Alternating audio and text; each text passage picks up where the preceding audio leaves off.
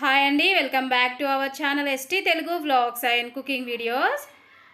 ఈరోజు మనము చపాతీలోకి అలాగే వైట్ రైస్లోకి సూపర్ టేస్టీగా ఉండే ఎగ్ ఫ్రై ఎలా ప్రిపేర్ చేయాలో చూసేద్దాము. ముందుగా ఎగ్ ఫ్రై ప్రిపేర్ చేసుకోవడానికి ముందుగా స్టవ్ పైన ఒక ప్యాన్ పెట్టేసుకొని ఆయిల్ వేసుకోవాలి.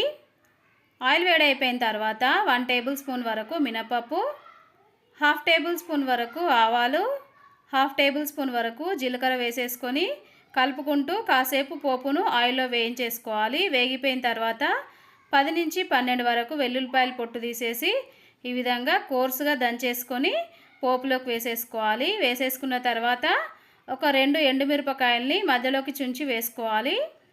అలాగే ఇప్పుడు ఇందులోకి ఫ్రెష్గా ఉన్న కరివేపాకులు వేసేసుకోవాలి. వేసేసుకున్న తర్వాత మనం వేసిన వెల్లుల్లిపాయ అనేది ఆయిల్లో మంచి గోల్డెన్ కలర్ వచ్చేంత వరకు కలుపుకుంటూ ఫ్రై చేసుకోవాలి. వెల్లుల్లిపాయ అనేది మంచి గోల్డెన్ కలర్లోకి వచ్చేసిన తర్వాత ఇప్పుడు ఇందులోకి మనము కట్ చేసి పెట్టుకున్న ఉల్లిపాయ ముక్కలు వేసేసుకోవాలి. ఈ ఉల్లిపాయ ముక్కల్ని కూడా కలుపుకుంటూ గోల్డెన్ కలర్ వచ్చేంత వరకు ఫ్రై చేసుకోవాలి. ఉల్లిపాయలు అనేది మనకు గోల్డెన్ కలర్లోకి వచ్చేసిన తర్వాత ఇప్పుడు మనం స్టవ్ అనేది లో ఫ్లేమ్లో పెట్టేసుకొని ఇందులోకి మసాలాలు అనేది యాడ్ చేసుకోవాలి. ముందుగా మనము 1/2 టేబుల్ స్పూన్ వరకు పసుపు, 1/2 టేబుల్ స్పూన్ వరకు గరం మసాలా, 1 టేబుల్ స్పూన్ వరకు ధనియాల పొడి, 1.5 టేబుల్ స్పూన్ వరకు కారం వేసుకోవాలి. మీరు కొంచెం స్పైసీగా తినేటట్టయితే 2 టేబుల్ స్పూన్ వరకు కారం వేసుకోండి. అలాగే ఇప్పుడు మనము కర్రీకి సరిపడినంత సాల్ట్ వేసేసుకొని కలుపుకుంటూ ఒక 2 నిమిషాల పాటు ఫ్రై చేసుకోవాలి.